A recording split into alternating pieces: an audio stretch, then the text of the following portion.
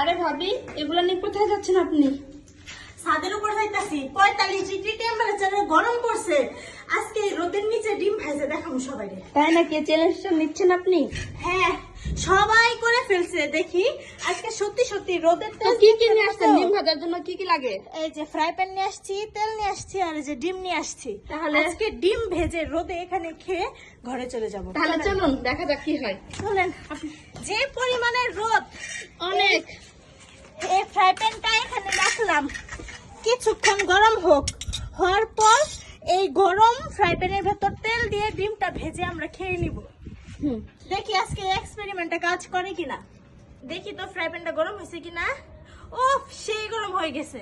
দেখি এখন তেল ঢালবো। এখন এই ডিমটা এই তেলের ভেতরে ভাজবো। ডিম পড়ে গেছে গো। কি হলো? ডিম পড়ে গেছে। আচ্ছা, যেটুকু ছিল ওইটুকু দিয়েই করেন। এটা কোনো কথা? একটা ডিমের দাম 1500 টাকা। আচ্ছা যাই হোক, এইটুকু ডিম পাইছি যেহেতু, এইটুকু ডিম দেখি এই রোদের ভিতরে ভাজা হয় কিনা। দেখি এখন আমরা দেখবো ভাজা হয় কিনা, আপনাদের কাছে রিভিউ দিব আমরা। প্রায় 40 মিনিট হয়ে গেছে। এখন ছাদের ভেতরে গিয়ে দেখবো আমার ডিম ভাজাটা হয়েছে কিনা।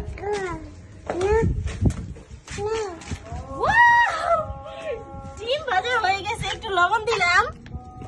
দেখো, সত্যি তো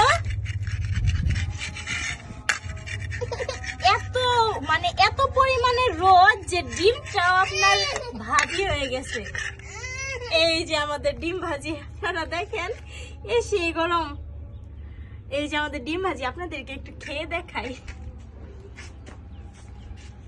সেই স্বাদ। আসলে রোদের ভেতরে ডিম ভাজি করলাম, এটা অনেক বড় এক্সপেরিমেন্ট করলাম।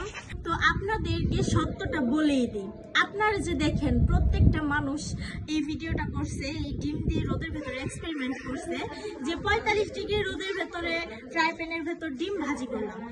আসলে আমরা এই এক্সপেরিমেন্টটা করতে আসছি, না হলো 1 থেকে 2 ঘন্টা যাবত এখানে আসছি এই রোদের ভেতরে ডিম ভাজবো করে। ডিম কি একটা তেলও গরম হয় নাই। মানে লোকেরা কিভাবে আপনাদেরকে বোকা বানাচ্ছে তা আপনাদেরকে আজকে বলে দিলাম।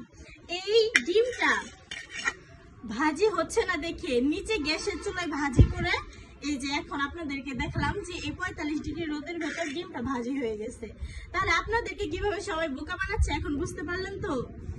তো ভিডিওটি ভালো লাগলে অবশ্যই আমার পেজটা ফলো দিবেন, আর অবশ্যই লাইক কমেন্ট শেয়ার করবেন। ধন্যবাদ।